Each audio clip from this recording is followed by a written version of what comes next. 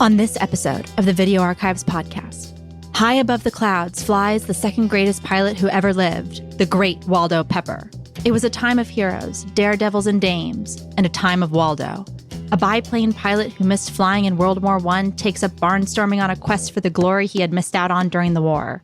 We focus in on director George Roy Hill, where this sits in his filmography, the stories he desired to tell on the big screen, and the overall themes he brought to his films. Then, the film itself. The powerful use of music and silence, the crazy real-life plane stunts and how they were achieved, and a scene in the movie that is so heart-wrenching you may just not recover. Roger and Quentin reach deep into the psyche of Waldo Pepper, discussing chasing your dreams and the power of living a lie. It should have been me. All of this and more on today's episode of the Video Archives podcast. I'm Gala Avery, and joining us now, here's Roger Avery and Quentin Tarantino. And cut the Henry Mancini. This is Doc Dillhoffer's Flying Video Arcade with Quentin Tarantino and Roger Avery. This is Roger Avery, and I'm here with Quentin Tarantino. And we're here today talking about one of my all-time very favorite films. I'm so excited to be here speaking about it. In fact, I'm a little nervous leading up to speaking about it. I love this film so much. Yeah, this is Roger Day here at the... This is definitely a Roger Day because the film that we're discussing is The Great Waldo Pepper. By George Roy Hill. And starring Robert Redford. And written by Wim Goldman. Shot by Surtees. And this is an absolutely technically magnificent movie. I'm so thrilled to talk about it. For me, on the Roger Index, this is as close as one can get to a perfect film. Wow, cool. And I know that you have your own feelings about it. And in fact, I know that everybody who made the movie has their own feelings about the film and why it suffered at the box office, or maybe why it suffered in front of audiences. Yeah, I have my own feelings about it, but I'm really curious to hear you because I know how much you love it and everything. And we've talked about it a little bit, but actually, because we knew we were going to do the show, we kept stopping the conversation. So I'm really curious for you to go forth on it. Well, and I consider myself erstwhile George Roy Hill expert a little bit, and you have a book I've read actually. You have the Andrew Horton book. Yeah, I have that book. Which is terrific. Hello, good people. Robert Redford, the Great Waldo Pepper. They called him the second greatest flyer in the world. But Waldo was going to change all that, even if it killed him. J.G. rammed him. Help me! Somebody help me, please! Get away! Robert Redford in The Great Waldo Pepper, rated PG. Let's begin by talking about the box. Exactly. And reading the box art. Now, this is it's a simple box. One of the best Universal boxes, if you ask me. me. This is absolutely one of the best MCA Universal boxes in... It looks like a paperback, too. I think it's interesting that it's a yellow box. Yeah. I mean, because the movie's about courage. Mm-hmm. And it's of Robert Redford at his... most handsome for me. And in the reflectivity of his aviator goggles, he's wearing an old aviator's cap. This movie takes place in between 1926 to 1931, I think. Yeah. And you're talking about Redford, both Redford and Hill coming off of the Sting. So they're both at the zenith. Yeah. The zenith of their start. They've just made the most popular movie for audiences of the year before, and they can do anything. And this is one of the reasons I love this movie. Young aviators back from World War I found that giving up the exhilaration and freedom of flight was not an easy task. Robert Redford, in the title role, barnstorms across the Midwest, taking on rival after rival in his quest for the #1 spot in the skies. He meets his match in Axel, Bo Svensson, and together they soar to great heights in stuntmanship. Pepper's sweetheart, Maud, Margot Kidder, stays by his side, hijinks or not. Even when Mary Beth, Susan Sarandon, third member of the Waldo Axel team, meets disaster in a daring wing-walking stunt, the drama builds until Pepper finally takes on his longtime arch-rival, former German World War I ace, Ernst Kesler, in one final dogfight to the finish. Boy, that description both told you not enough and way, way too much. Yeah, exactly. At the exact same time. Even with... Well, we're probably going to talk about the wing walking disaster. You have to. You can't talk about the movie if you can't talk about that. Spoiler alert. Nevertheless, I wish we had said it rather than the clumsy way they said it in here. Well, I think by the time this movie came out on VHS, the film was probably notorious for that moment. The movie follows, a time in American history before regulation had really locked down, when America was really truly a free place. When the further west you went, the more wild and the more free it became. And this is about the barnstorming pilots, that shortly after that showed up after World War I. Yeah, after World War I, all of these pilots, what did they know how to do? They knew how to fly, and they found themselves flying for flying circuses, doing stunts, and for audiences that wanted greater and greater thrills. Audiences who, quite frankly, and it's mentioned multiple times in the movie, want to see death. But actually, one of the things that they show at the beginning, I would have expected that these early barnstorming pilots would hook up with some sort of flying circus. But one of the parts that I like in the movie the most is at the beginning, where you just see Waldo Pepper in his plane, and he flies over a bunch of farms and then just lands in a field. And then all the families come out. Whoa, what is this wild airplane doing? Like an airplane is a big deal. That's like seeing a blimp landing for them. It's like seeing a blimp landing in their farm. What's going on? Well, I'm actually giving rides. Whoever wants to go up in the air, I'll charge you 25 cents or whatever. And then he just gives a bunch of rides for an hour and a half, and then and splits. And that money enables him to fly to the next town. To the next town. It's like he's not doing it to get rich. He just is paying for his gas, and it allows him to fly every day. He's similar in some ways, and then he's the opposite in other ways. He's similar to Ryan O'Neal's character in Paper Moon, except he actually gives you what he's selling. He's actually not a con man. Absolutely. He's taking a farmer's daughter or a farmer's son who will never know what it's like to buy a ticket on an airplane and go commercial travel. Commercial travel isn't even a thing then. But taking them up for 5 minutes, that's a big fucking deal. Yeah, but George Roy Hill makes a really interesting point. He uses the main credits of the movie to say this statement.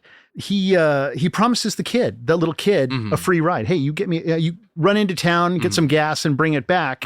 And I'll give you a free ride at the end of the day. Okay. So that free ride is a pretty costly thing, because that kid has to run. He spends their whole credits following that kid's run to town, down roads, across fields, over fences, into town, over the credits. He literally leaves Waldo Pepper and follows that kid as if to make the statement, there is no free ride for this kid. This kid's paying more than anybody pays.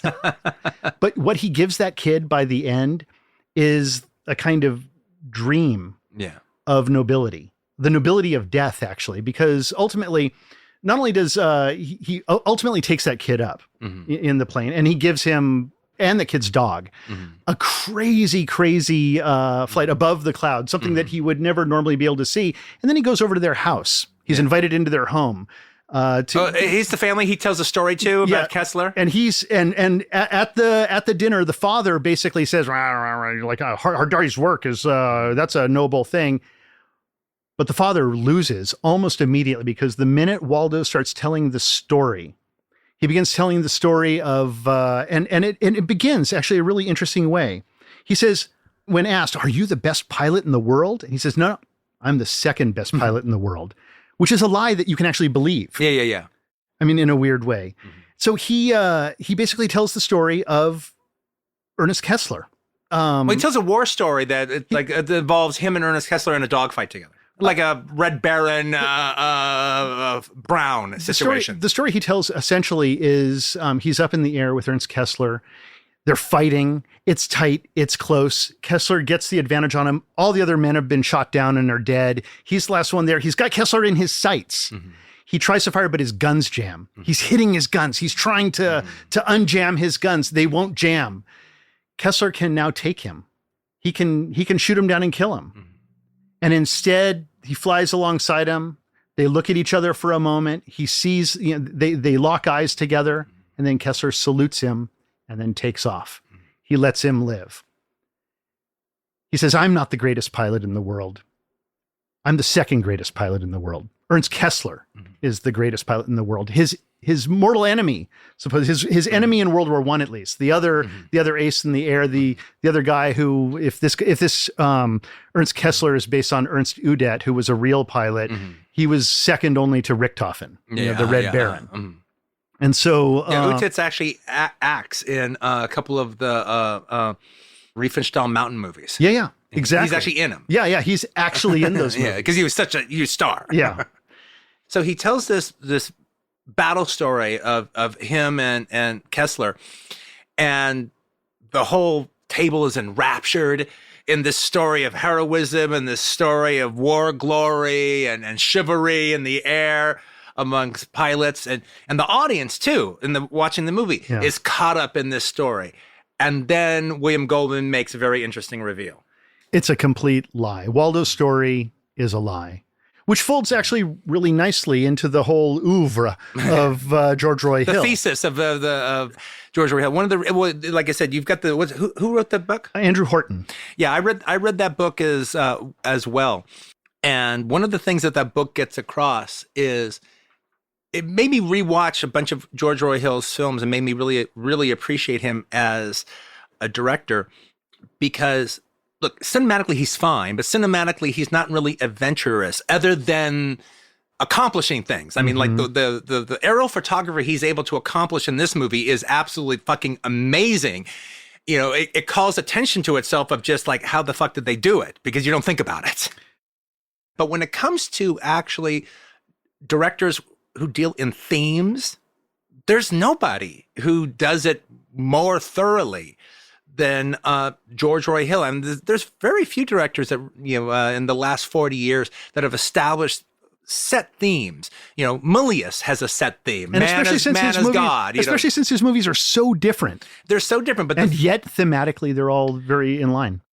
On one hand, you can applaud a director for having a theme that is carried over from story to story to story to story to story. However, if I was going to be Pauline Kael about it, I'd go, oh, okay, so he just tells the same fucking story over and over and over again. And then you actually are giving him props for his unimagination of redoing the same thing over and over again. Oh, wow, good. That's a good applause. All right. Okay, so that's another. It's a little like faulting, like, I don't know, Nikon for making cameras. Yeah. Well, it's like when people talk about, okay, well, consistently. Well, people talk about, like, they go, okay, well, what's every Tarantino story has revenge, and then somebody will always like, well, seemed to work pretty good for Shakespeare. But the thing about it is, what gives Hill's theme real validity is it's usually not a theme of story. It's a theme of protagonist. It's the protagonist he chooses to play. He's one of the greatest storytellers, I think, in the history of cinema. He was just a great, great story. He's right up there with Howard Hawks when it comes to one of the great storytellers. Yeah, there is no fat on this movie. This movie is super efficient in how it tells its story. But it's about the protagonist, who he chooses as his leads, who he chooses as his protagonists who are telling the story. And, dictates the stories that he tells. And his protagonists are always either dreamers or liars or con men. And when I say con men, I'm not just referring to The Sting. I'm referring to other films. Sure. Well, this movie, in some ways. Well, there is an aspect that his richest characters have little bits of all three. Yeah. His dreamers are completely, committed to their dream and are willing to lie to see their dream come true. The liars are so committed to their lie of making their lie into a reality that they dream their lies into being truth. Yeah. And the con men are the opposite. The con men are the people who don't believe in anything except the execution of the professionalism of the con. And that goes The Sting. Yeah. And actually in all the cases in his movies, it is a bunch of people coming together to create a false reality for one person. So now that's obviously the storyline of The Sting. It's also how the Israelis recruit Charlie, the pro-Palestinian actress in The Little Drummer Girl, how they promote her into their espionage elk is they stage an entire commercial because she's an actress. They had staged an entire commercial to get over to the Middle East that doesn't exist, just to con her into doing this job. And the farmers, Chevy Chase and Madeline Smith in Funny Farm, when they get together with their neighbors, they all conspire to convince a home buying couple into a false reality.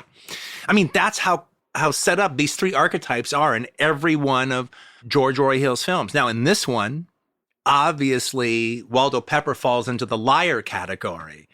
But as per usual, nobody is a bigger dreamer than Pepper. Yeah, it's interesting.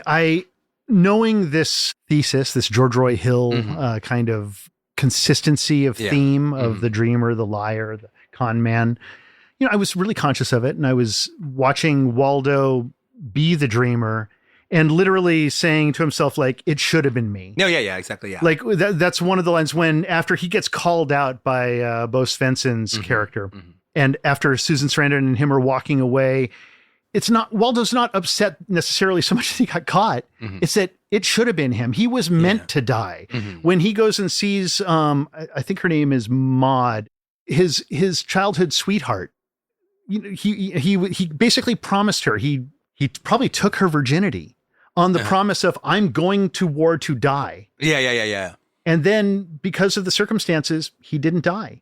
He was on maintenance that day. He was doing this. He was doing whatever happened. He missed the dogfight with Ernst Kesler. Yeah, he was robbed of his glory. And when he comes back, he apologizes to her. Like, I'm sorry. Like, I should have died.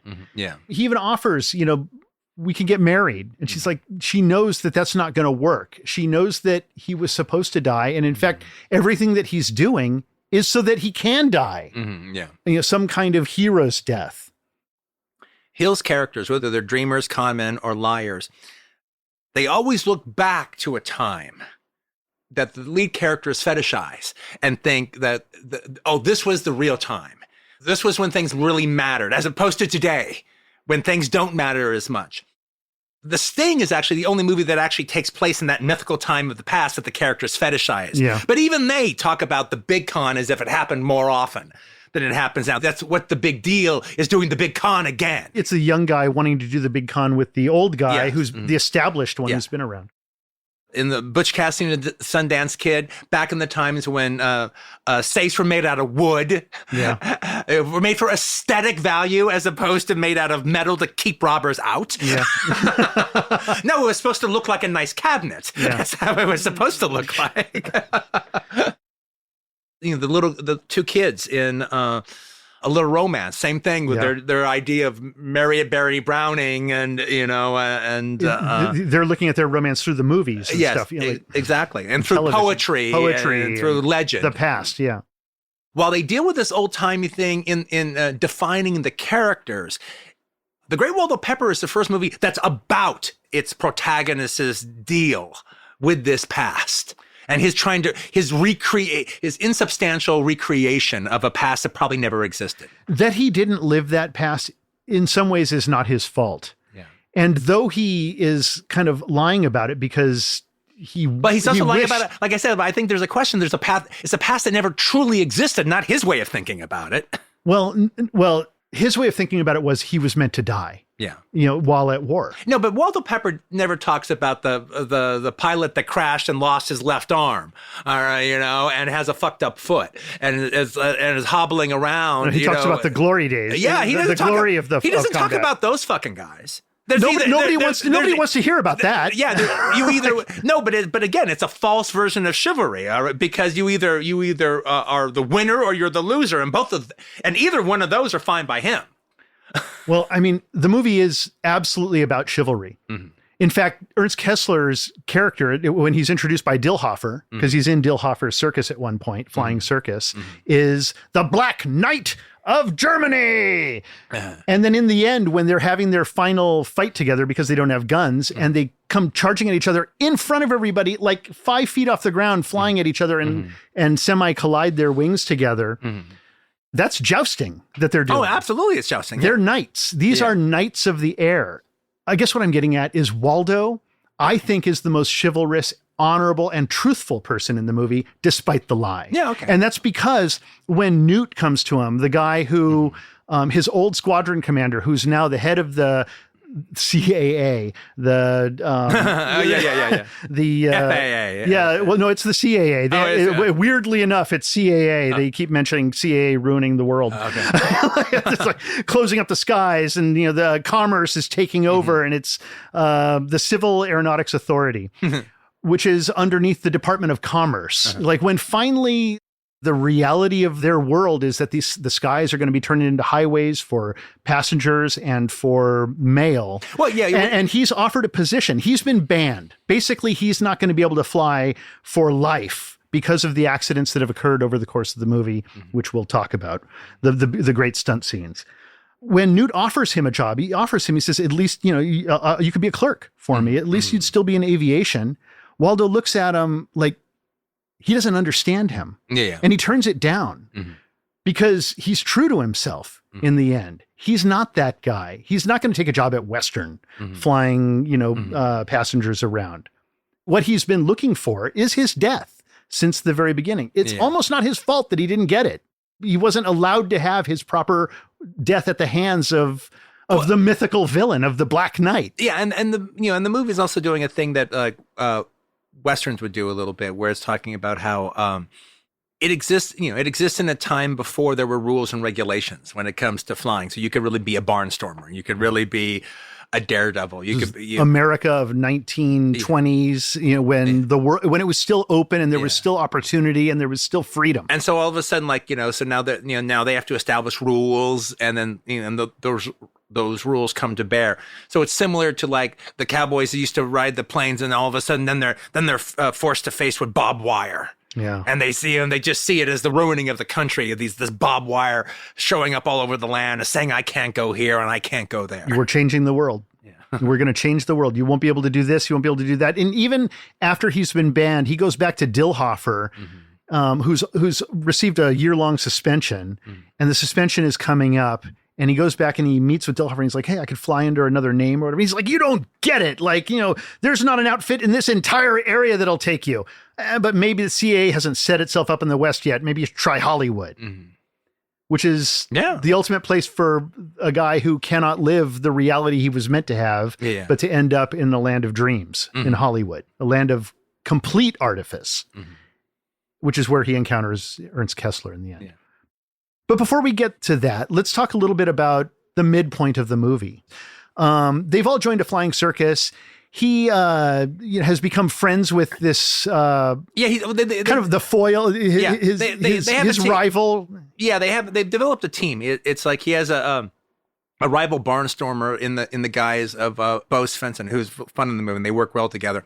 And his girlfriend, which is Susan Sarandon. Then they realize that they can get more of the pieces of the pie rather than fighting each other for a slice if they just all join together. The two planes, they can work out bigger stunt sequences, and they can work out more dangerous routines, and they have two minds working on it because they're both really, really good pilots. And they find success. They find success going throughout the South and the Midwest doing these aerial stunts with the three of them as a team. Yeah. And, but it's never enough for the audiences. Dillhofer needs more. Dillhofer wants more. We've got to have more. The audiences want sex. They want to see death. They want to see daring do.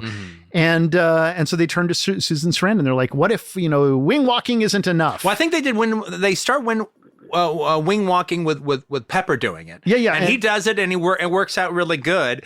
Then they're like, okay, well, what's next? Well, let's get the girl to do it in a sexy dress. Yeah. And the wind will blow her clothes off. And Waldo's like, wind doesn't blow my clothes off. Why would it blow her clothes off? Well, because you're wearing a brown leather jacket. And so, and it's actually an amazing, fantastic moment for Susan Sarandon, because the moment they entertain the idea, this is a girl who was raised going to the movies. Basically, the moment they entertained the idea, even remotely, that she could become like, an actress in like a Pearl White, the Perils of Pauline. You could be doing this. Suddenly you can see it in her eyes. Suddenly she becomes like a diva. I want my name in lights. I am the it girl of the skies. Bo Svensson is like, well, I don't know. You're like, maybe we want to it's a little dangerous. No, she's very funny in that. She jumps into you it. like her so much. And I think Susan Sarandon is probably the most likable person in this cast so far. She's beautiful. She's innocent. She really looks she's the funny. time period. Her eyes are so big. She gets that funny voice. She brings them together. And there's even this wonderful moment when she brings them together, when she drives Bo Svensson, Axel Olsen to Waldo. And the two of them are talking at the airplane, and they kind of don't want to be together. They kind of like dislike each other. Like, he's a liar. And I don't like him. And neither of them like each other. They've kind of been sabotaging each other up until now. And she's in the background yelling like something like, you're both starving. Why not work together? Yeah. And he does this throughout the entire movie. The way that George Roy Hill frames it is he actually places her on the wing in that moment. She's in the background, of that scene, but the way he's lined up the shot, she's literally sitting on the wing. That's her destiny, is that wing. It's, I mean, he foreshadows it and he foreshadows it again and again. And then finally we're in the moment where Axel is flying her around and she does a little wing walk and she goes out onto the wing and they go and they fly through town. And at this point, it has to be said that this guy, Frank Tallman, who was the aerial stunts coordinator on this film, who flew that plane through that town. Fact, no, you're talking about when he kind of threads the needle, where he drives down the air. He flies down through the center of town. He's got to get the wings in between the telephone poles or something like that. All right, a little bit to the left, a little bit to the right, and he's crashing the plane into the town. Nobody who doesn't fly one of these airplanes can understand how insanely difficult that was to do, because these things they were old planes even then. One thing you haven't mentioned, which is I think what I saw from reading a bunch of things on the film, is the idea that part of the reason that George Hill wanted to do this was because he's a pilot. And he was really, really into this stuff. And I think he's actually, in many of the cases, he's actually flying the camera plane. He flew the camera plane while somebody, that way he could watch what was happening and kind of line things up, sort of, direct it, so to speak. And he could okay, well, look, I'm going to risk getting this close because I know, I'm good enough to do it, and I know I need my shot. As opposed to going through an interpreter. No, get closer, get closer. George Roy Hill would fly versions of these airplanes across country for fun in between movies. That was his passion. I mean, this movie is George Roy Hill's, I think, ultimate film. Mm-hmm. Some people might say, oh, The Sting is a better movie, or this is a better movie, or that is a better movie. For its oeuvre, for his thesis and his oeuvre, this is it. To a fault. Yeah. To a fault, it's his ultimate film. After flying through the town, I think everybody's excited. Everybody in the town sees this is wow, this is going to be great. They fly back up. He's like, okay, come back. And Susan Sarandon's frozen on the wing. Yeah. She can't move. She's paralyzed in fear, and he can't get her off, and he can't land, as Waldo says, because he'll cartwheel if she does, because she's off balancing the plane. And so Waldo in that moment comes up with a harrowing stunt that is just absolutely incredible, absolutely fucking unbelievable, which is just the transfer from one plane to another, climbing up and standing on the wings of an airplane and transferring onto the wings of another so that he can attempt to bring her off. Yeah. It's harrowing. I watched it again this morning before coming in. Just that moment I was gasping while watching it. I've seen it dozens of times. And the tragedy is it doesn't work. It doesn't work. He reaches for her. He calls to her. She looks to him. She's clearly reverted to some kind of infantile state where she's just I'm just going to cling to what I know is safe, which is to cling to the struts of the wing. And then when she finally does reach for him, their hands don't even touch. She slips out of the frame and Waldo is left kneeling with his hand. Yeah. Unable to catch her. And like newspaper. She's just blown away when she lets go. Now, when we first talked about this, you talked about audience reactions. Do you want to talk about that a little bit? What that fucking did to audiences to have Susan Sarandon, who they love. She's really probably the one that you can identify with. Okay. Historically, and for me, and as an audience member for myself, apparently my reaction lined up with the multiples of audiences' reaction when the film came out. Was everybody's really enjoying the movie, and until Susan Sarandon's death, and then she dies. Anybody can admire the realism of it. Everyone can admire the fact that they didn't play it safe, but at the same time, you can't put the toothpaste back in the toothpaste tube. That tragedy hits like a real tragedy, and I don't think the movie had earned that level of tragedy. And so thus, I'm never really able to recover from that point on. That's just kind of where I'm coming from. I'm never able to quite enjoy the movie as much ever again because of that tragedy. And I think a lot of audiences felt that way. And that's what Roy Hill talked about that, William Goldman has talked about and Goldman's talked about it. He's too. talked about it as well. And it makes my skin curl when I hear him talk about, all that we needed was a shot of Susan Sarandon in a pond waving like afterwards. Like she fell from the plane and landed in a pond. Yeah. It all would have been okay. And the audiences would have liked the movie and we could have moved on and made lots of money. And it would have been a successful film. Well, I don't agree with that either. Well, I definitely don't agree with it because he's wrong. He's wrong because though he wrote the script, I mean, this is George Roy Hill's movie. Yes. This is his story. Mm-hmm. He understands flying. He understands the themes that he's chasing, which are courage, honor, and chivalry among these men. Yeah, but you know, there's something that actually makes me really kind of get a kick out of George Roy Hill. He has said similar things. No, we lost them. You know, I mean, just talking about in an audience way. Hey, no, we lost them. After we did that, we lost them. And he would like, I'm paraphrasing this stuff, but he's like, you know, I can make all the cases of why that's the way to go in a interesting story sense, but you either take the audience along with you or you don't. Mm-hmm. And in that case, I lost them and I never quite got them again. And I think there's actually something kind of cool about George Roy Hill. Well, he's able to actually do everything he wants. And so he does it and he accepts the responsibility and he respects the consequences of doing what he wants. But he doesn't think he's ultimately successful because his job is to take the audience with him. And so when he absolutely, for all the right reasons, alienates him, he considers that a failure because his job is to deliver the audience a good fucking movie as far as they're concerned. It's an altruism towards the audience that you don't hear much from artists. Or too much of these days. Yeah. Everybody's not. Look, I would be. Look, they're fucking idiots, all right? They wanted to be spoon-fed a bunch of bullshit. I showed them how it fucking is, and if they couldn't handle it, well, fucking don't see it. Go see something else. That's what I would say. I actually don't really fully believe the audience was lost at that moment. I think the audience is lost afterwards with the death of his friend, Ezra. The guy who's designed the plane. I'm sure they read a bunch of preview cards that said the minute the fucking girl died is when I loved it until the girl fucking died. I'm sure that was like literally written on like 500.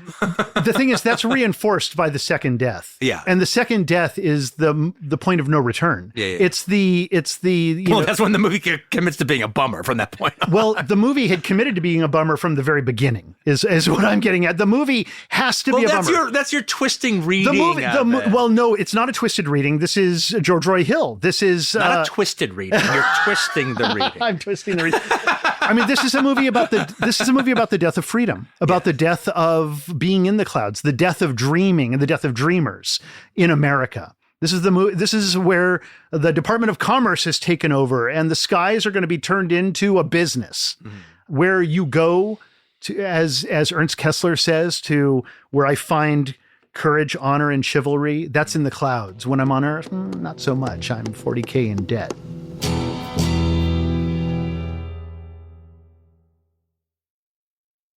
As far as being the perfect George Roy Hill film, where he takes his themes and actually is able to truly dramatize he's dramatizing his theme. His theme isn't something that's hanging out on the edges of a narrative he already is trying to tell. No, this is his theme taken and brought down into a dramatic interpretation of it, of the actual theme itself. And I think it has the problem when directors do that. When they finally make a movie where the theme itself is the narrative, it goes too far. It's too on the money. And it's better hanging out in the margins. It's better hanging out in the footnotes and in the corners. And like The Loved One, this is the movie you're supposed to do. You're not supposed to make an audience satisfying film after you've done Tom Jones or after you've done The Sting. Mm-hmm. You're supposed to make a movie that satisfies you. You're supposed to take that power and do what you're really not supposed to do. That's when you're supposed to. I get all that. And like, I'm applauding them for doing just that. But like, for instance, in the second half, that is where the theme is now dramatized. The fact that Kesler is such a figure of faded glory. I mean, he seems, as Pauline Kael said, he seems to be posing for that famous painting of the old Indian on the final sunset, the old Indian on the cliff. He seems to be posing for that photo, that painting in every shot.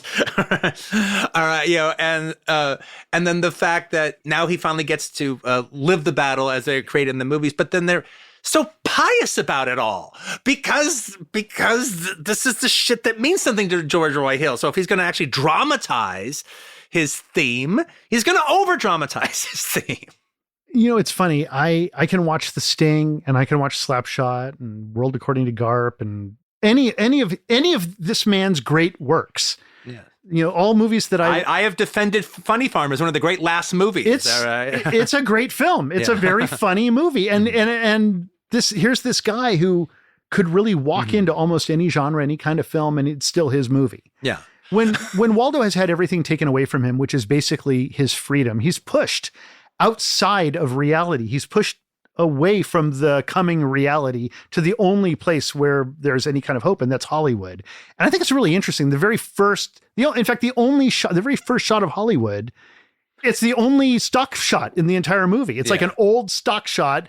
It's the only artificial element that they didn't shoot for the movie that was just stock footage of the Paramount gates. Look, I agree. The narrative of going to Hollywood and doing a von Sternberg's Last Command, all right, where you get to actually live out we talked about The Last Command after we got out of the theater watching the film, where you get to live out this event that actually happened in your past. That is terrific. I just think they're too pious about it. There's a lot of juggling going on in the end. And there's a lot of stuff that isn't necessarily, at least I don't think is obviously stated up front. And part of that is how much of a liar Ernst Kesler is. He's also been living this lie. He's been living the lie that Waldo has been telling about him. Kessler's my biggest problem with it because, like I said, he's my favorite. It's a postcard for faded glory. He's not really a character. He is the theme. He's not a real character. He's just sort of this poster for a knight without armor. He makes a point of mentioning this was like 8 minutes in the air for me. It was like an 8-minute time in the skies that I almost don't even remember because I was too busy doing everything else. And now it's my entire legend is based on it. That's what he's lamenting, is basically it's not real for him either. When Waldo Pepper starts recounting the story to him, was that when you saluted him? And he looks at him and you realize, what Kesler is effectively doing in that moment is he never saluted him. He didn't do the salute. The salute is the lie that everybody tells. The courage and the honor and chivalry that he's discussing, those really are in the clouds only. And everything else on the ground is just a lie. And this moment where Kesler is basically talking about what a great lie his own thing is. Right. And when they even say about, don't you care about how they're telling your story? And he's like, it doesn't matter. It's all lies anyway. We're in Hollywood. And it's funny because the director, Werfel, played by Roderick Cook, who I think is fantastic, who I think Peter O'Toole is character in Stuntman is based on. Oh, really? I mean, the music from Stuntman, it's like almost, it's almost Henry Mancini. They're shooting a kind of World War I. No, they are shooting, and there's wind walking, and Peter O'Toole. You're gonna do a dance. You're gonna do a jig. A Charleston, a jig. No, a Charleston.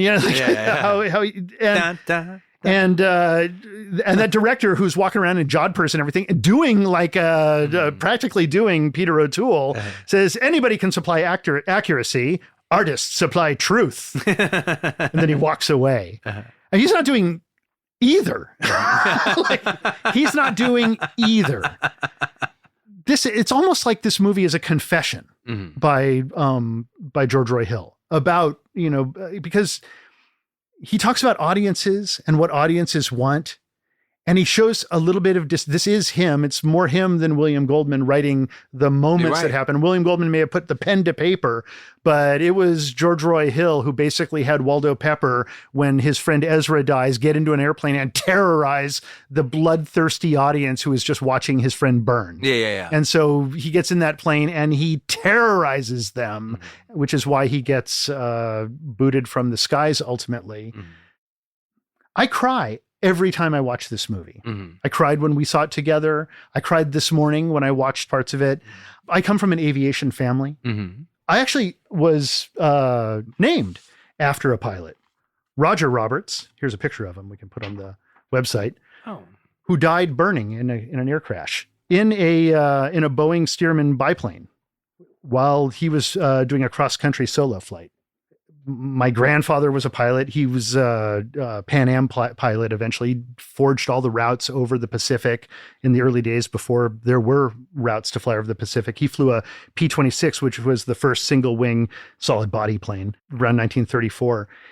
I choke up while watching this movie because it's about these terrible events, most of them which are just accidents that are happening to somebody who is just trying to fulfill their passions. The things that happen are so irreversible to Waldo, the accidents that occur, and his inability to recover from them. And he is a dreamer, and he doesn't want to live a life of just being a journeyman flyer. Ernst Kesler realizes this in him. He sees it in him when he realizes that he was one of those boys that he killed. Because he just says, like, these kids, sure, they were brave, but they were stupid. And I could kill them because I'm a better flyer. And so I did. I killed most of them. And you kind of realize he's not really proud of the things he did, of the stuff that he did during war. And what he sees in Waldo is Waldo was meant to be one of those guys. And he got cheated out of it. And so in the end, he's going to give that to him. And he arranges with the director that Waldo will fly. That, you know, the Brown is the character he's going under at that point. The name that he's using at that point. Which is the name of the supposed guy who shot down the Red Baron, Brown. Oh, yeah. No, that's interesting. But it's been proven that's not the case anymore. But for years, that was the legend. Proven by Wikipedia. A Canadian farmer named Brown is the one who finally brought down the Red Baron, but that's not true. It was actually a cool story, though. It was one, it was like he got the credit for it for years, for like 50 years. But then they just did a thing where it turned out that there were 3 Australian soldiers on the ground firing up, and they even were able to determine which of the Australian soldiers actually shot them down. Oh, really? Yeah. They were actually able to. He was shot down from the ground. Ultimately. Yeah, he was shot down from the ground. The scene where Ezra dies, even thinking about it now, the moment when he crashes and they show Waldo running and they do this reverse tracking shot with him. It's a futile run. There's nothing he's going to be like, there's very little he's going to be able to do. And it's such a beautiful, perfect shot, like, because they don't actually crash an airplane in the shot, but they trick your eye into believing you've crashed it because we're following him, and then they pan with it and we see the second after the crash. Yeah, no. And Waldo has to do something terrible. All right. He has to do for mercy. He has to do a mercy killing of his friend, which is so that his friend won't burn, because burning to death in an airplane is the worst. They mention it numerous times that, you know, you'd rather jump to your death and fall than burn alive. Right. Yeah. And that moment is so hard for me to watch. I mean, I choke up watching Susan Sarandon slip and fall from the airplane. It's Ezra. Those are the big moments. But it also sounds like just what George Roy Hill is grappling with in the character of Waldo Pepper, both for the character of Waldo Pepper, and then what that character says about George Roy Hill, and then the different dilemmas he puts Waldo Pepper through, especially in the second half. That's what moves you. Yeah. Yeah. You have these big emotional scenes, but what makes it one of your favorite movies? Yeah. You know what it is about this movie? Also, it's that it's about loss, loss of the American lifestyle, the American kind of freedom of that freedom of the expanse into the West. It's about loss of your own destiny. It's about, there's so much loss happening in the movie that it affects me. It affects me really intensely because it's these things that are lost forever. The world of exploration, you know, at least on terrestrially, isn't necessarily coming back. Like the world of barnstorming isn't necessarily coming back. All we can do now are facsimiles of that. And, you know, when I watch it, I feel those losses really greatly, really intensely. And I relate them to myself also. I mean, when I transport myself into this movie, I transport myself into Waldo and I feel his failings. Like I feel as much of a sham liar as he is. And it's not because I'm so much a liar. It's everything I'm saying is genuine. Everything I'm saying is, you know, my beliefs. Everything I'm saying is like the dreams that I had of what I, you know, the artifice of who I think I am and of what reality is. And it's only the fault of the world that it doesn't meet up to that. And by the way, as much as like all the talk of the stunt flying through Elgin, Texas, which no doubt is crazy to have pulled that off, that crash at the carnival when Waldo, after scaring everybody in his plane, then he crashes. They have a biplane like in the shot flying with the audiences all around them with people, extras everywhere. The plane flying into like streamers and, hanging flags and things.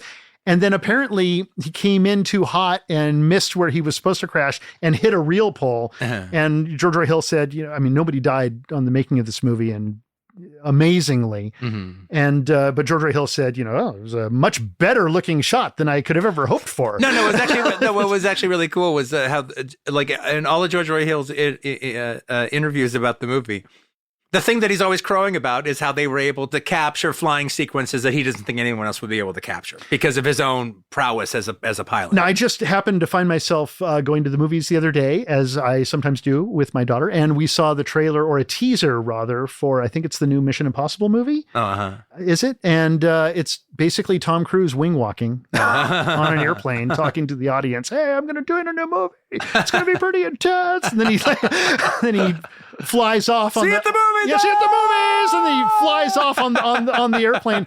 And I was like, holy shit, Tom Cruise is a Great Waldo Pepper fan. Or somebody I is. think it's safe to say he's a Great Waldo Pepper fan. If anybody's a Great Waldo Pepper fan other than you, it would be Tom Cruise. And if anybody's going to be able to match what they did, what Frank Tallman did as a pilot, and George Roy Hill did as a pilot filmmaker, it's probably Tom Cruise and his team. Yeah, probably. They'll probably do something in line with Impossible, which we see in this film. You know very well, for completely shallow, different reasons, I had my own Waldo Pepper story at Video Archives. All right, now, he had a greater reason for doing it, but I had a pretty good reason for doing it too. It's the same reason, ultimately. It's coming from the same. It's definitely jumping off from the same spot. Yeah. All right. It should have been me.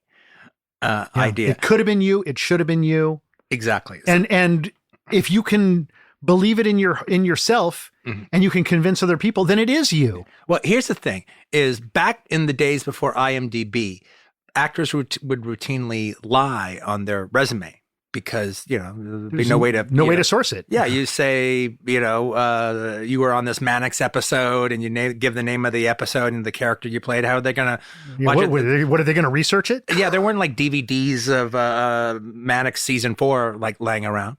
And it was just kind of known, especially before you've done anything. You can't write SAG if you weren't in SAG. But other than that, you had a little bit of latitude to create shit. And it was, and they even talk about it in acting books at that time. And they go, well, you just have to know what you're talking about. And the truth is, when you would talk to teachers and they go, no, you kind of commit so much, it's almost as if you did do it. Yeah. And so I came up with a couple of B movie titles that didn't exist. I remember one was Drag Race No Stop. All right. And I played a character named Mag Wheeler. Yeah, but I had like a whole little story about how the movie came about and like how I got the audition and this and that and the other. And then, but I knew I had to put 2 known movies and they couldn't have been SAG movies. So the 2 movies I chose were Dawn of the Dead and Jean-Luc Godard's King Lear. That's right. That he did with, because everybody was in. That was your reasoning behind that. Is everyone was in that? Well, it was like everyone was in it, and no one will ever fucking watch it. No one will watch it. Everyone's in it, and nobody knows who else was in it because there was such chaos while making it. So the thing is, I put in Dawn of the Dead because back when they made Dawn of the Dead, there's a young guy in the movie. There's one of the motorcycle guys. He's got shaggy hair like I had at the time. And he's like got a Tommy gun and he's in the sidecar of the sidecar and the motorcycle apparatus. And guy doesn't really look like me. He looks more like Don Johnson than he looks like me. but he looks like he could be me. He has the same kind of brown hair. He's wearing a leather jacket, which you wore at the time. Yeah, all the time. I was wearing leather all the time, and we were more or less the same age. You know, I think he's obviously older, all right, but nevertheless. And he had a kind of mop Beatles like. Yeah, mop he had the hair. mop. He had the mop hair that I had. Yeah, and the same kind of brown and everything. And like you could imagine me in that role after you've seen this guy. So that's on my resume and whatever. So I start working at Video Archives, only to find out that these guys are like the biggest George Romero fans in the world. You stumbled into like. Not only is Roger like a George Romero fan, he bought stock in Laurel Entertainment when he was a boy with his birthday money. With what little money I had, I would put it into Laurel Entertainment stock. You know, about $500 worth of Laurel Entertainment stock, and then when they did Tales from the Dark Side, the TV series, it became $1,000. Yeah, the company got bought by Spelling Entertainment. My stocks like split and tripled and like quadded, and the next thing I knew I had like thousands of dollars, and I was like, whoa. And I met Aaron Spelling and I told him the story, and he was like, oh, you're a great kid. Yeah. And that's just him wanting to support George Romero. You know? So I was sort of like, okay, do I tell these guys about me being in Dawn of the Dead? Because I'm not in Dawn of the Dead. All right, but should I tell these? I go, well, they know I'm not in fucking Dawn of the Dead. All right. This was obviously before they knew me, but that's just impossible. And they're going to realize it doesn't look like me that much. All right. It suggests me, but it doesn't look like me. It's just crazy that I would be in their favorite movie. Well, I did it as an acting exercise. If I can sell them, if I can actually have them believe it, if I can convince them. I never thought I can get you guys to believe it. But if I got you to entertain the idea so that you couldn't just not believe it. You convinced me of it. Yeah. Jerry, I think, was the biggest doubting Thomas of us. But no, his brother Steve was absolutely. Or no, maybe it was Steve. Well, Steve was just a big sourpuss. Like, no. Yeah. Jerry was probably the least of the group of the Real Video Archives guys. But he still kept it open. The idea, the win is for you to consider it. Yeah. For you to consider it may have been true. And then I go, well, if I do that, then that's just the best acting exercise of all. Because one of these guys knows that these guys know this movie by heart. And obviously that's not fucking me. I mean, let's just get down to it. It's not me. And I got you guys for years. For 3 years. For 3 years. You put it up there and we stop framed it. We literally using because it should have been me, like Waldo Pepper. It should have been me. It should have been. George Romero wishes it fucking was me. We would stop frame it, and you were like, "See, it's me. I'm wearing that jacket," and shit like that. And I'd be like, "Well," and Scott was there also, and we were like studying, and it's like, "Is that?" Well, it was a while ago. He looks too old, but yes, I'm older. I'm older in that movie than I'm 5 years later. But the screen adds years. It's like I was going back. He's hanging around all these tough guys, so he looks bigger and older. I didn't understand like what the win was for you to make such an outrageous and seemingly useless lie of this one. That was the win. But it was the win, and it was like this challenge. But you used to do things like that all the time. You're like, I wonder if I can get away with this. I wonder if I can get Roger. My life was fucking boring. All right, so I came up with all kinds of shit. I wonder if I can get Roger to keep that sign at the gay section. In the gay section. Hi, I'm Roger. I'd like to suggest a few movies for you. I wonder if I can get Roger to go visit my girlfriend Lori while she's working at the pumpkin patch. I think Roger might like you. I didn't like her. You're just fucking with me. You're just trying to see if you can manipulate things. Okay, this wasn't so much fucking with you. This was fucking with all of you. Well, this was proof of concept. And again, proving my acting prowess. Yeah, this was proof of concept, because if you could convince us, then there ain't no casting director alive. That's for sure. That would be any different than us. I mean, that would be any more discerning. Who should know better? Well, then again, like I wanted to believe you. And that's the thing about Roger, is Roger wants to believe. No, I got to tell you, okay, 3 years later, I eventually told Jerry, and Jerry was like,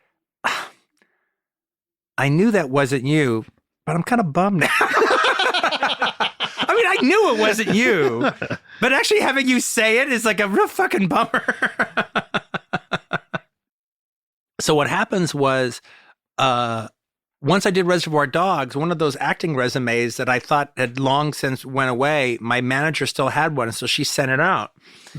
And so all of a sudden, people thought that I was in Godard's King Lear and Dawn of the Dead. And so in one of the movies on TV editions of Leonard Maltin's movies on TV, when it does the King Lear thing, and look for a quick cameo by a very young Quentin Tarantino. All right. So again, that's almost like I might as well have been in the fucking movie if Leonard Maltin is it's now official. It's in print. In movies on TV. The lie gets pushed forward. Then George Romero hired me to be one of the radio voices in one of the found footage. I don't remember. Diary of the Dead. Diary of the Dead. That was the yeah. One. So he hired me to be one of the radio voices. So thus, I eventually was a cast member.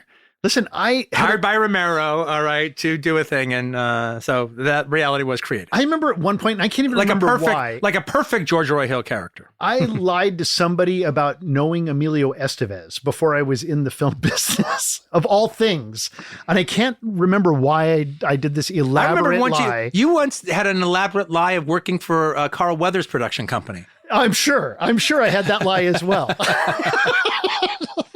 You did. You used to say I work for. That was how you get onto a lot. You go. I work for the Fortune Dane production company. I'm Carl Weathers' assistant. That was when I was. I'm Carl Weathers' assistant. I work for the Fortune Dane production company. That was when I was a runner at Empire. I used to get all around everywhere. You just because you look up like who's on this lot. That's why you were around me, Roger. You didn't remember saying that Fortune Dane thing, but I remembered you saying it. Well, we're all liars to a certain extent.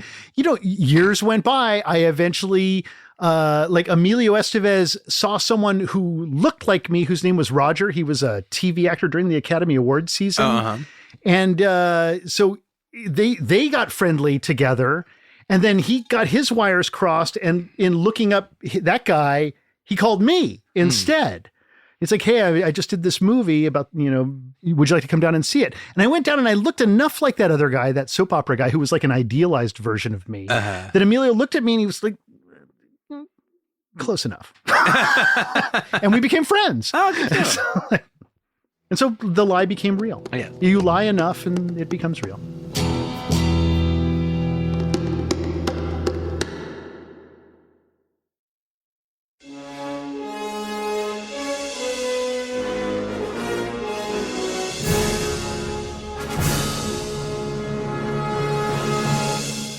So Gala, we're back from break. Why don't you tell us about your thoughts on Great Waldo Pepper? Well, before I get into my thoughts on Great Waldo Pepper, let's talk about this box a little bit more. Mm-hmm. Because there's one part of the box that you guys kind of just didn't hone in on that. I mentioned the reflective goggles and I mentioned the yellow. But did you mention what's in the reflective goggles? Yeah, the plane crashing. You know what? I'm Spawn of Avery right now. I think he's seeing his own death. Oh. I think when you look at that, I think that's his plane that's flying. And I think he's witnessing his own death as the people are running towards him. I think that's what that is. It's a beautiful rendering of him. Wow, that actually makes a lot of sense. Well, no, wait a minute. How can... what's weird is... he wouldn't be in the background. But what's weird is they're running toward him, but the crash is behind him. I've looked at this box a zillion times, but I never noticed what was in the goggles until we were doing the show, and I started looking at it. Oh, wow, that's great. So when did you guys first see this movie? My father took me to this movie on its original release, and I saw it at the South Bay cinemas there. I didn't see it until about 6 years ago, after I read that book, and I went on my George Roy Hill kick. Well, I've watched this movie growing up because my dad obviously loves this movie. When I was growing up, to me, it was kind of a boring film. It's like dad pops on this movie and it's really slow. It's kind of how I felt about The Loved One. I mean, in that episode, I think Roger tells the story that I can barely understand what they're saying when I was growing up in that movie. And then I had the chance to go see this on film at the New Beverly. Quentin and Roger took me to go see a double feature with The Sting. And it was a magical experience, especially watching. I had never seen The Sting before. And it was a magical experience seeing them back to back. Mm-hmm. I cried in the theater watching The Great Waldo Pepper. And I cried again today when we watched it together because there are so many moments in this where I feel are just really touching and unexpected. And much of it is just the power of George Roy Hill and how he's shooting things, how controlled his imagery feels. Like when Waldo runs toward that airplane after when his friend Ezra has crashed, that shot, it builds in my throat as he starts to run and as the camera is running and doing this reverse tracking, and we're not seeing what it is. It's that Kubrickian thing where you don't see where you're tracking into. You're looking at your subject desperately trying to get there. I just feel such overwhelming grief and loss during it's almost irrational how emotional this movie affects me. Yeah, and Roger mentioned earlier, like the opening of the movie where it's Waldo and he tells the little boy, like, hey, go get me gas and run back and forth. And there is no free ride. There's another part of the opening, which Roger didn't mention, which are all of these photographs. The opening, the little montage at the beginning. Montage of these photographs. And each photograph is of a pilot, and they each have the year that they lived and they died. The pantheon of pilots that leads up to Waldo, that Waldo is kind of an amalgamation of. Okay, so there's 4 pilots that they show. There's Ormer Locklear, there's Earl Doherty, there's Speed Holman, and there's Ernst Udet. Speed Holman. Yeah. Yeah. Okay, so Ormer Locklear, who I think is Waldo in the movie, basically. Daredevil stunt pilot. He was in the popular Flying Circus. He was actually in the Great Air Robbery, the 1919 movie, and he died in an airplane crash in 1920. If you live doing what you love, there's a good chance you'll die doing it too. Well, spoiler alert, all these guys basically died during crashes.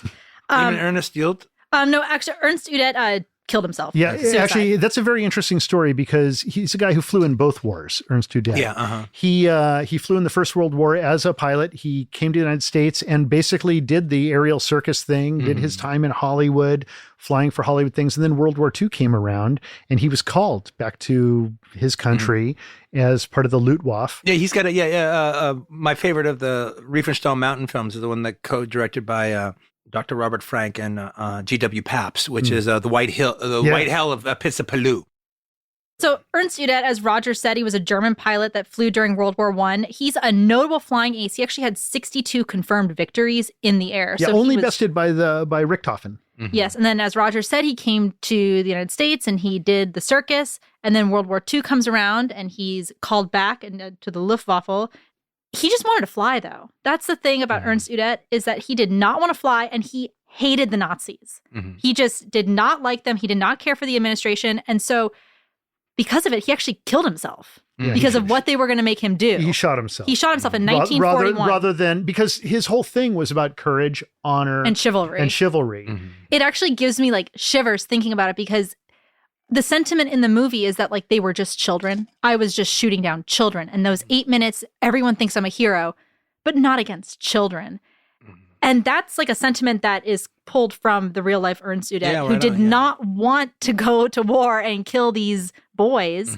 The other pilots that they mentioned, Earl Doherty, who I believe Ezra, his friend who builds the planes, is based on. He was an early aviator who built planes, first man in Long Beach to be issued a license to fly. He was a stunt pilot. He flew Nellie Holman, who was the first actress to fly in an airplane. Oh, wow. And he also died in a crash. And then lastly, Speed Holman, who I think Axel, who Bo Svensson plays, he was the record-holding aviator with 1,433 consecutive loops in 5 hours over the St. Paul airport, the first pilot to be hired by Northwest Airways, fourth person to perform an outside loop, first in a commercial plane, and he died in a crash. So all these guys died in a crash. And at the end of the movie, in the credits, Waldo Pepper's picture is right up alongside them. Goldman and Hill, in the dialogue for Ernst Kesler in that scene says, Kesler says, when asked, were you scared? He searches and he says, no, everything was in order. The world made total sense. We battled. No lasting advantage. He was brighter. I was smarter.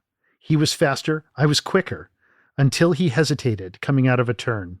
His guns had jammed. I could see his fists pounding, trying to make them regain function.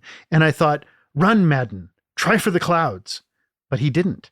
He came straight for me instead. And I thought, you are very stupid, but you are very brave. So someone else will have to kill you. Is that when you saluted? And that's the moment.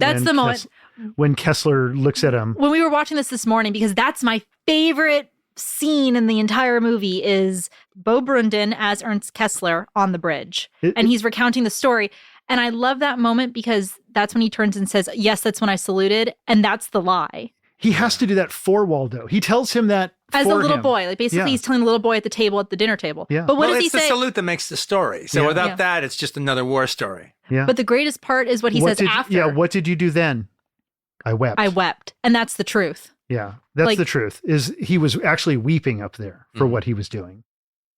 The stunts in this movie are like top tier amazing. I don't think this movie could be made today. Like maybe Tom Cruise is like wing walking and like doing Waldo Pepper, but I don't think you could make this movie today. Well, you would just need, I don't like it when people normally say that, but that might be a case where that might be the case, unless there is a situation where you have a director who's that much of an aviation whiz as George Roy Hill, and you have Robert Redford, who's just completely committed to doing what needs to be done. He was completely committed in Downhill Racer, and he learned to do what needed to be done. Same thing here. He's doing it to walk the wing.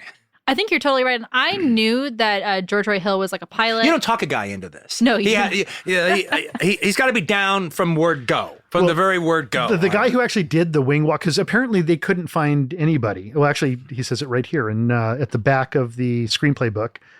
His name was Ralph Wiggins, and he's 63 years old. And he preferred not to wear a parachute because it was too heavy and could unbalance him. He was the only one I could get among all the stuntmen who would work without a parachute on a top wing.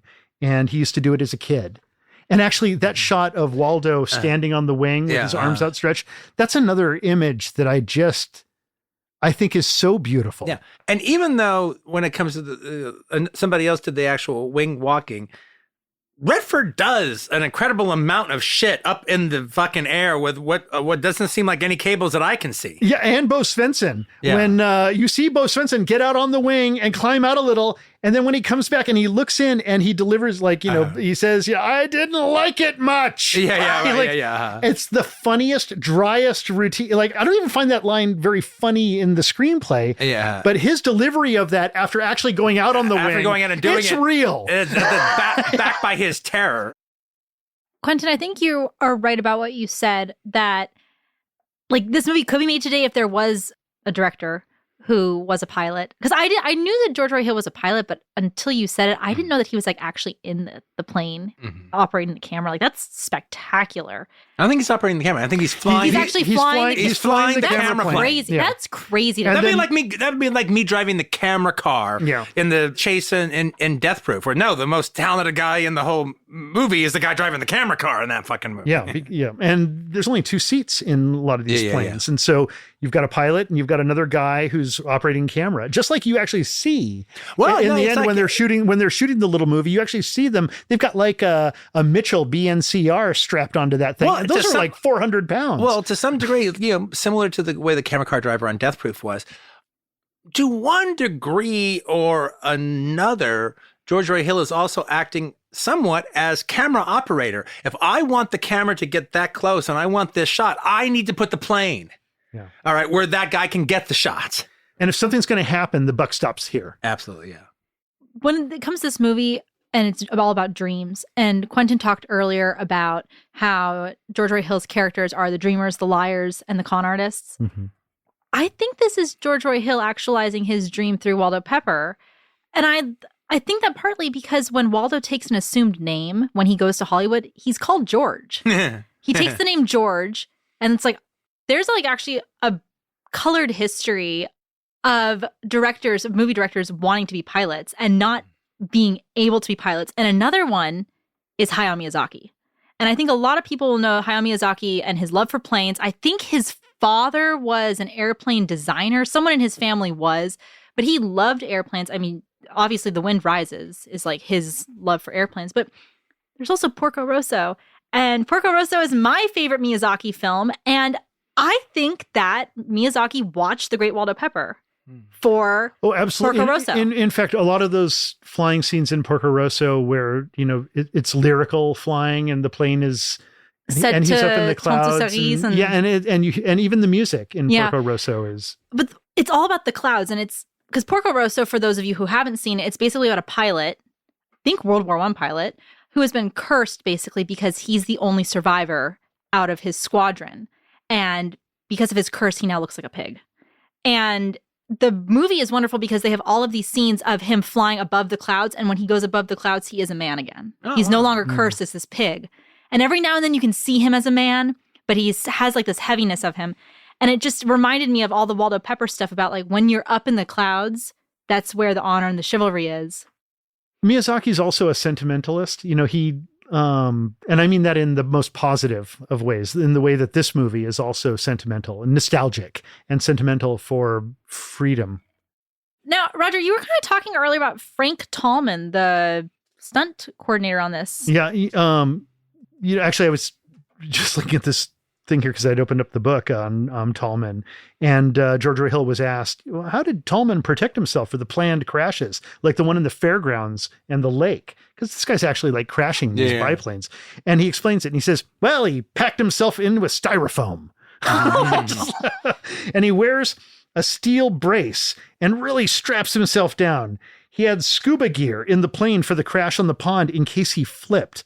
And that could have been dangerous. Frank has a wooden leg, which doesn't help his mobility much, but he insists on doing all the really hairy crashes himself.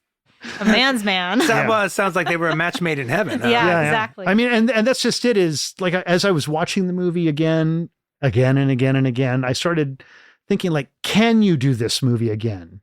Can you do a movie that is, you're like, wow, lucky we didn't kill anybody? I mean, George Roy Hill says, we ended up with some scars and we ended up with some injuries, but thank God nobody was killed. I mean, he's like, talking about the good old scars they received, like from these wipeouts that they I think had. you could do it. You just can't be as honest in interviews.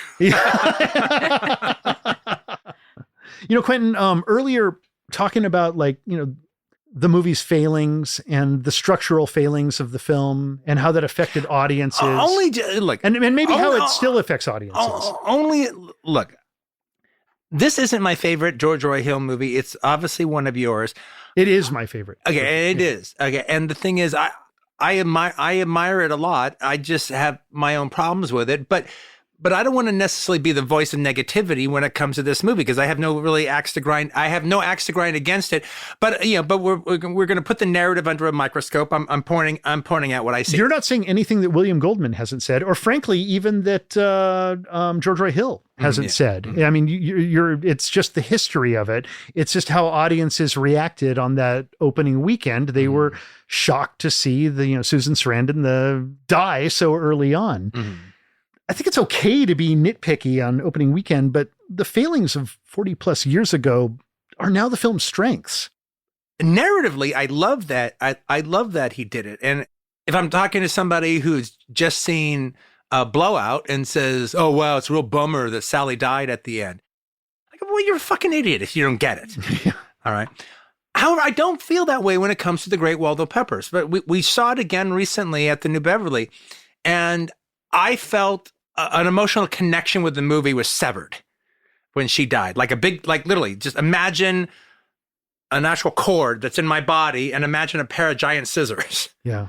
And it got severed when she died. Well, imagine how it feels for Waldo and Bo. Yeah.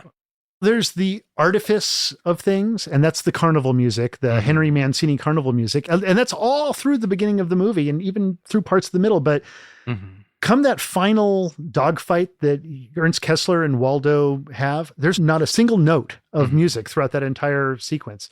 Only in the end, once the dogfight is reached its conclusion, its inevitable conclusion, we suddenly are introduced to the music from the beginning of this kind of very lyrical, it almost becomes a waltz at a certain point. Well, it's interesting because what I'm describing, what you're describing, it actually reminds me of when we would watch early cuts of Django Unchained with audiences. And so I'm sitting there with Amy Pascal, who was the head of Sony Pictures at the time. She loved the movie when it was like just the different adventures of Django and Dr. Schultz in the first half of the movie. Then once it got to Mississippi and it becomes a harder movie, that's when she didn't like it. Now, don't get me wrong, she likes the movie. She preferred it less. Yeah, but the thing about it is like she's just having a good time. She's rocking and rolling. She's trying to make a movie for audiences. Yeah, she's rocking and rolling with the adventures of Django and Schultz. But then when it actually gets into the heart of Mississippi and that mud and that Mississippi line comes over there and you just see the surrealism ghastliness of the antebellum South in its full glory in a place like Mississippi. Now it's like, oh, this is ugly. This is like Auschwitz. This is terrible. It's meant to be. And the thing about it is, well, yeah, I understand where she's coming from, but she's missing the point of the movie. If no, you had this, but now you need this to go with it. And hopefully you're in good hands. I'll get you on the other side of it. But it's going to be grueling for a while, but I'll get you on the other side. Well, how do you tell a tale of complete tragedy? And I mean American tragedy that essentially points a little bit of a finger at the audience without having this kind of a trajectory. Yeah, no, it would have been, it could have been like Skin Game, all right? And they're just like, these guys getting into one fun adventure after another. And it actually just shows how breezy the film is, how surprisingly breezy the film is for the whole first half. But then the chickens come to roost in the second half. My favorite scene being that Ernst Kesler scene at the very end. With the two of them talking on the bridge? With the two of them talking on the bridge. And then you got me thinking about the dogfight that they go do, because Ernst is lying to Waldo about the salute. Mm-hmm. And obviously Waldo was not there. But once they get up into the air... Well, they're able to fulfill each other's need. It's not just each other's needs, it's each other's dreams. Each other's dreams. Like, he gets to salute to Waldo. Yeah. He gets to do what has been a kind of a lie. He's just been shooting children in the air. Yeah. Now he gets to become the legend. And that's so a does wonderful moment. And so does Waldo. It's a wonderful moment. I watched this movie at the New Beverly, and then more recently I watched it at home on a DVD that I have because my dad loves this movie, so I have it available to me 24/7. And we also have the VHS if you ever want to watch here's my VHS tape of it that I bought off of eBay. I don't actually have written down how much I bought it for like I usually do, but the Video Archives VHS is what Quentin has. I have the video. That's obviously some reprinting way down the line because the MCA, more faded. The MCA placement is like stronger. Look at that. Copyright number is right there. Look, mine is like a. It's a very newish one. Yeah, it's like a new one. This is an MCA home video. All right. That's not Universal. Mine is MCA Universal. Universal home video. Yeah, but that's much later. That came later. And yours is actually a little more faded. Yours is almost like softer. Well, mine looks really like a paperback, like as if from a series of paperbacks that are all yellow, right, that have this kind of thing in it. You could find my Video Archives tape in the drama section under the G's, and the tape number is 7221. Can I see the back of that really quick? Because mine says that it is 1990. So this must be a 1990. And this must be... How are they weight-wise? I think the Video Archives one is heavier. Yeah. Wow. You can feel it. The proof of the pudding is under the crust. It's negligible. That's negligible, but this is still a little heavier. Yeah. It's a little heavier. If you want to it is a very it looks like a bootleg. Like I got a Chinese bootleg. No, I think by the 90s, you want to feel them? by the 90s, I think, they literally had exactly the amount of tape for the movie. Where in the 80s, it's just a video cassette. Yeah, it's whatever stock size tapes they had. The movie's actually super brief, at its running length. And it doesn't feel to me like there's any fat on the film. I mean, I watch it and it just feels like every scene is moving into the next scene. And so I think that brings us to an end of another exciting chapter of the Video Archives podcast, one of our favorite ones where we pick one movie and thoroughly discuss it to the ends of its seams of the sprockets of his film.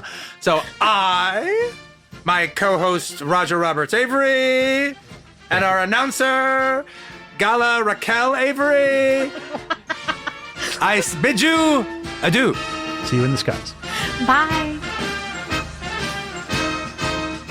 The Video Archives podcast is hosted by Quentin Tarantino and Roger Avery and produced by Josh Richmond and Gala Avery, with executive producers Colin Anderson and Natalie Muallim. Our engineers are Alex Gonzalez and Marcus Hom. Find out more about the show and get Video Archives merch at videoarchivespodcast.com. You can also find us on Twitter @Video Archives and on Instagram @Video Archives Pod.